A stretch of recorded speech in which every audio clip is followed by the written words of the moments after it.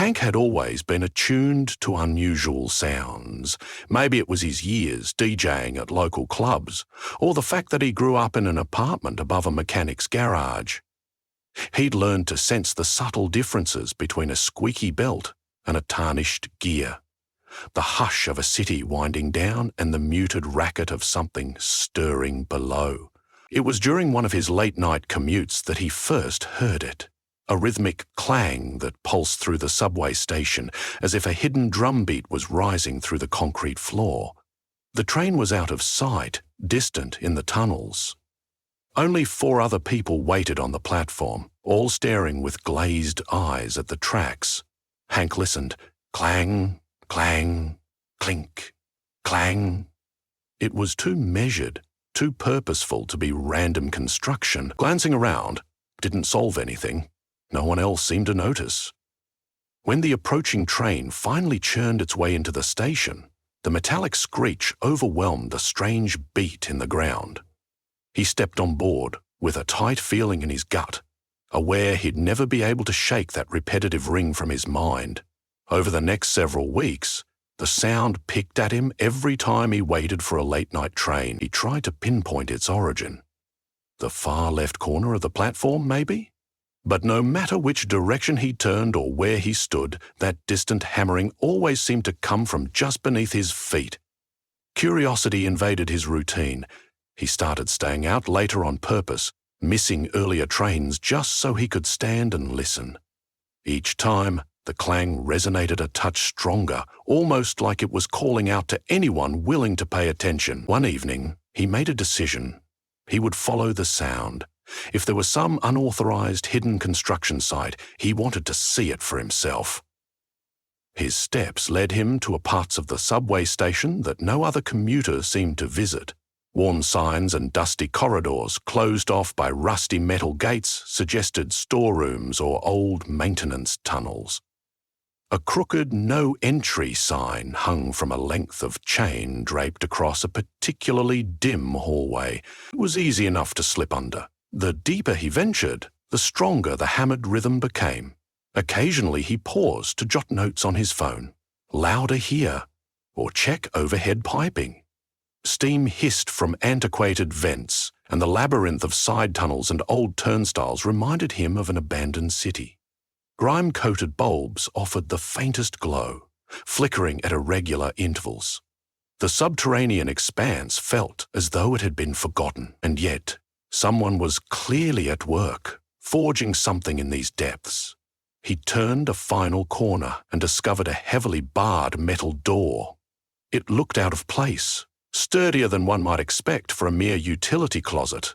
Hank carefully pressed a hand against its surface. Warmth spread into his palm, and behind it, he heard unmistakable hammer blows.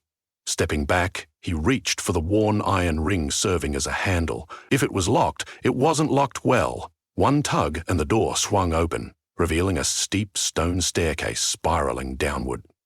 He hesitated. Curiosity tugged him forward while common sense begged him to leave. In the end, curiosity won. He turned on his phone's flashlight and stepped into a world far older than he ever dreamed existed beneath his city.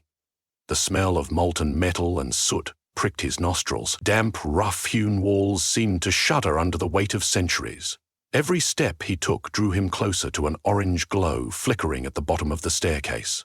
Emerging into the subterranean chamber, Hank swallowed hard. He found himself looking at a forge, an entire blacksmith's workshop carved into the very foundations of the city.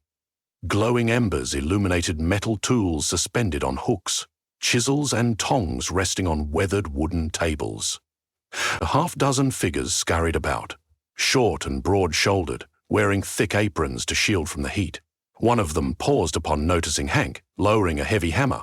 Despite standing no more than 4 feet tall, this individual radiated an aura of formidable strength.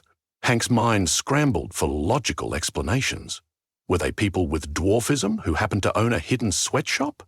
But then the blacksmith lifted his goggles, revealing sharp grey eyes beneath bushy eyebrows. He said something guttural and quick in a language Hank didn't understand. 3 other short figures halted their work, gripping thick-handled hammers. One whirled around from an anvil, smouldering blade in tongs. An uneasy silence settled. Hank raised his hands, partly to show he meant no harm, partly because he had no idea what else to do. "I'm sorry," he managed, voice echoing awkwardly in the chamber. I heard the noise. I was curious." The dwarves exchanged glances, and then the one with the bushy eyebrows barked something else in their strange language. Another dwarf stepped forward, taking off his apron, and approached Hank carefully. "You are not supposed to be here," said the dwarf, in accented but passable English. His features were severe, a wide flat nose, a tidy black beard braided in rings. "But it seems our security is lacking if you have found us so easily." A faint smile tugged the corners of his mouth, though caution still flared in his dark eyes. "I am Morden Ironhand. Speak your name, outsider." The name came automatically. "Hank Rivera." Morden eyed him up and down. "Hank. A man of the surface. Well, you may do us no harm. Your kind often do not believe in old things like dwarves." He craned his head to peer over Hank's shoulder. "But you came alone, yes?" Hank nodded, swallowing the dryness in his throat. "I promise I'm alone. I didn't know. I never dreamed any of this was down here." "Very well," Martin said. "We cannot let you wander away with knowledge of our forge. Unless," his gaze flickered to the furnace's red embers, "we might have use for a surface-born. There is a threat rising, and we cannot battle it alone." Hank blinked. "A threat? Against people living underground?" Morden studied Hank's expression, measuring the sincerity. "Not just underground, all of you topside folk as well. We have heard whispers in the stone. An ancient evil stirs from a place older than memory. We dwarves have remained hidden, forging weapons in preparation. But the city above is vast, and so few of us remain. We do not have the numbers or the knowledge to repel the threat alone." Hank took in the ring of concerned faces around him. He might have fled if he weren't so fascinated, and, to his surprise, oddly compelled to help. Something about their urgency struck a chord. "What exactly is this evil?" he asked. "It is called Malak Ruin," said Morden. "Long ago, our ancestors drove it beneath the earth. A vow was made that dwarven forges would always remain ready if it tried to climb back to the surface. But modern times have changed the ways of men. Few believe in old stories. We remain to keep that vow." "Let me get this straight," Hank said, voice quivering with the magnitude of it all. "You guys have been living under the subway system, forging weapons to fight something your ancestors banished centuries ago?" "Precisely," Morden replied. His voice held no jest. "Will you help us secure the city? We need eyes on the surface. Someone to warn us if the creature or its minions appear up there." Hank exhaled hesitantly. He thought of his mundane life, spinning records in clubs, living in a rundown flat, complaining about the rent. Somehow, none of it felt as real as right now, standing in this ancient forge. Maybe it was madness, or maybe it was the pull of destiny. "Yes," he said. "Tell me what to do."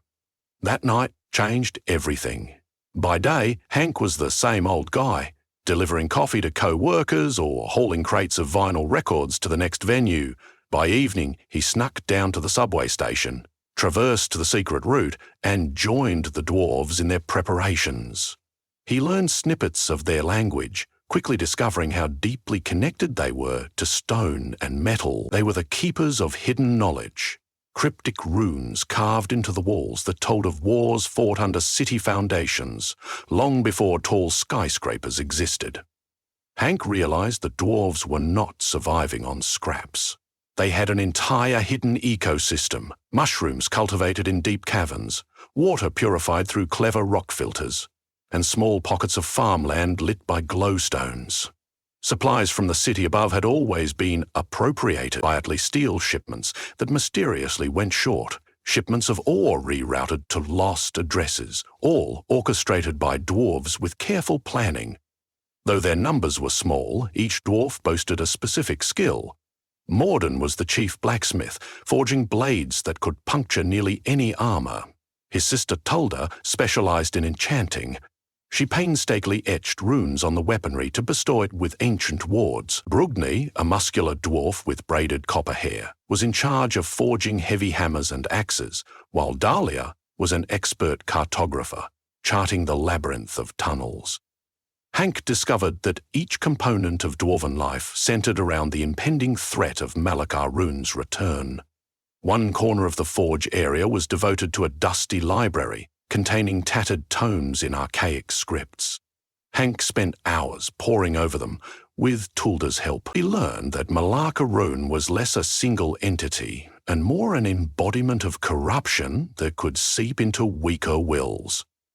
In ancient times, it manifested as a colossal, many-limbed demon attacking dwarven hulls.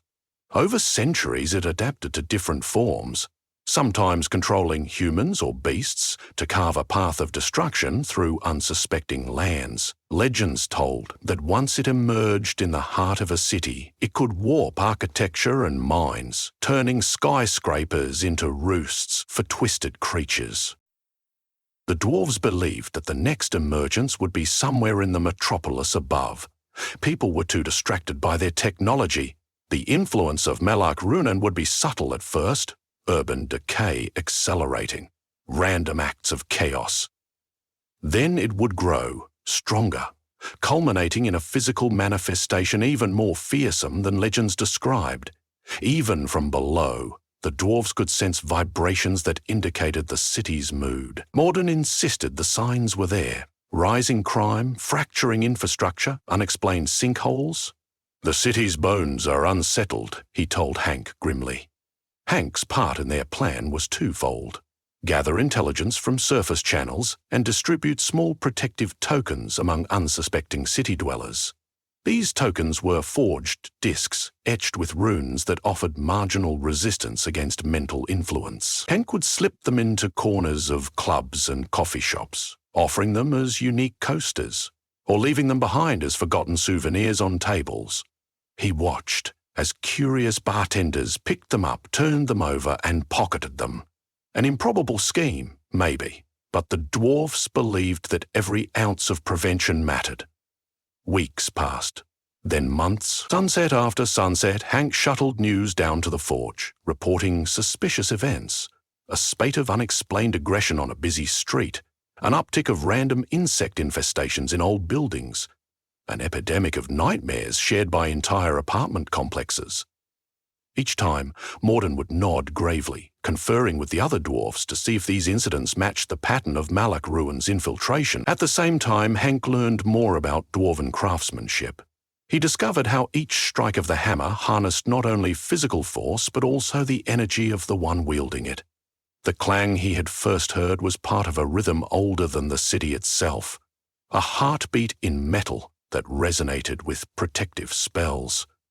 Morden even started teaching him how to shape steel, guiding his hands as they lifted the tongs and hammered a molten ingot. By turns, he found purpose in the ring of metal, a harmony he had never encountered in his old life. Inevitably, the day arrived when the city manifested the first undeniable sign of Malak Ruin's presence, a swirling black vortex that flickered into existence at the edge of town, near an abandoned waterfront. Witnesses described it as a writhing void that spat out nightmares. The official news media chalked it up to a freak storm, complete with swirling debris and black lightning, but Hank recognized it for what it was. He raced below ground, breath ragged, to find the dwarves already preparing. Torches flared in the subterranean corridors, forging a fervent atmosphere of urgency. Morden distributed newly enchanted weapons, slender blades, hammers, axes, and bows reinforced with steel filaments and silver runes. Tulda rushed to place final touches of arcane etchings, chanting words of old power. The dwarves strapped on protective leather armor. "We must face it at the surface," Morden barked, "or it will grow too strong and claim the entire city." Their group ascended through passages rarely used, emerging at a derelict subway exit near the waterfront. The moment they arrived, they saw it, a swirling mass of darkness overshadowing the horizon.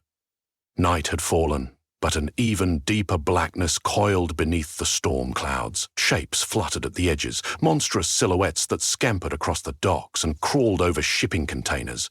They looked vaguely humanoid, twisted by horns and elongated limbs. City police had cordoned off the area, but their barricades and standard-issue firearms seemed woefully insufficient. When the dwarves and Hank approached, an officer tried to wave them back. Morden calmly stepped forward and muttered a dwarven phrase, pressing a small etched disc into the officer's hand. Confusion dawned on the man's face, but the dwarves slipped past while he stood there, momentarily distracted. The dwarves formed ranks. Morden led with his hammer, and Tulda followed close behind, staff humming with contained energy. Hank's heart pounded, blade trembling in his grip. This was his first real fight, an unimaginable confrontation where he stood side by side with a hidden clan sworn to protect an oblivious city. Debris shifted underfoot, swirling winds tugged at their clothes, and the snarling forms within the vortex drew nearer, teeth glinting under lightning forks. With a thunderous war cry, the dwarves attacked. Steel clashed against chitinous exoskeletons and scaly hides. Sparks danced across magical wards. Hank swung at a scuttling creature that lunged for him with jagged claws. The blade bit deep, and black ichor spattered the pavement. Rogni's axe severed the head of another monstrosity, while Morden's hammer cracked open the twisted remains of a shadowy beast. All around, small illusions flickered into existence, lingering mental manipulations from Malak Rune. At times, Hank glimpsed illusions of unholy shapes creeping at the edge of his vision, forcing him to blink and focus on the real threats. The dwarves fought with a momentum born of ages devoted to perfecting their craft. Tulda's staff glowed hot white, sending pulses that knocked back swarms of smaller creatures. Their screeches split the air. Hank felt adrenaline surge, and with each slash, each parry, he sensed something intangible at his back, as if the dwarves' ancient rhythmic forging lent him strength. Just as the wave of beasts began to falter, the vortex hissed and roiled, forming a jagged tear in the sky. A figure emerged, a towering shadow with burning embers where eyes should be. Malak Rune, in physical form at last. Twisted horns crowned its head, and its limbs bent outward at unnatural angles. Each step corrupted the concrete, leaving a blackened, jellied residue behind. The ring of dwarves drew closer, forming a protective circle around themselves and Hank. Tulda spoke a frantic incantation, and symbols glowed along the dwarves' weapons. He charged. Malak Rune lashed out with elongated arms that splintered a shipping container. Grugni and Dahlia rolled away, hammered aside by the creature's unholy strength. The dwarves regrouped, chanting a war hymn in their gravelly tongue. Hank's heart hammered. Could they defeat something so colossal? Without warning, the demon's eyes fixed on him. He felt a wave of malice pound through his skull. His vision went red, and for an instant he tottered on the edge of oblivion. Then a faint warmth cradled him from within, some residue of dwarven enchantment. He pressed forward. If he failed now, everything was lost.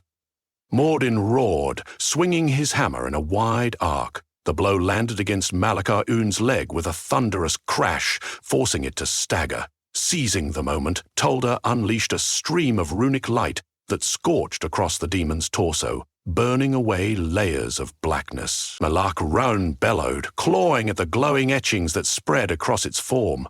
For the first time, Hank saw fear in those ember eyes. Sprinting forward, Hank raised his sword, following the dwarf's lead. He struck at the demon's flank, feeling the blade sink deeper than any mortal steel should. Freed from illusions by the dwarven runes, he poured all his will into a single thrust. The flicker in his mind told him the dwarf's forging spirit guided this moment. The demon screeched, thrashing, vile smoke pouring out of the wound. The runic enchantments flared on the dwarf's weapons, weaving together like a net of ancient power. In a final burst of light, Malak Rune's form fragmented. Dark shards disintegrated into the vortex. Tendrils of smoke whipped skyward. With a deafening roar, the entity imploded, leaving only swirling ash on the ground. The glowing rift snapped shut. Instant silence followed, broken only by the gasps of dwarfs and the distant wail of sirens. The battered group leaned on their weapons, hearts drumming in their chests. Morden steadied himself, hammer braced on the cracked asphalt. His gaze rose to Hank. "It is done," he said quietly, voice trembling with exhaustion. Hank stared at the ash swirling around his boots. The sense of relief, of disbelief mingled in his chest. We stopped it, for now," Tula said, wearily pressing a hand to her staff. "Every victory is temporary. Malik Renown can be banished, but not truly destroyed. It will try again, centuries from now perhaps. We must always be vigilant." Police lights strobed across the dock, revealing the battered remains of shipping containers, scattered debris, and black ichor dissolving into smoke. Hank glimpsed the startled expressions of the men in uniform. How would they explain this? He doubted they could. Part of him suspected the official narrative would be twisted into some half-believed report about a freak industrial accident. Morden motioned to the dwarves. "We must return below, quickly. Our place is not in the open." The clan gathered, battered but proud, as they made their retreat to the hidden tunnel. Hank followed, exhaustion settling into his bones, yet he also felt a stirring sense of triumph and unity. He had experienced a hidden world behind the curtains of daily life, and he had found a cause far beyond anything he'd known. Days later, the city was abuzz with rumor. Media outlets replayed shaky cell phone footage of swirling clouds and exploding debris. Conspiracy theorists raged about demons on the waterfront, while skeptics cited weather phenomena. The official statement from City Hall mentioned unusual atmospheric conditions. Life went on, buses kept rolling, tourists snapped pictures, and bills needed paying. Hank resumed his routine, but the knowledge of what lay beneath his feet changed him forever. The dwarves still worked their forge, albeit quietly. He helped them occasionally, hauling in fresh steel shipments, accidentally delivered to supposed demolition sites. He oversaw the distribution of more protective tokens.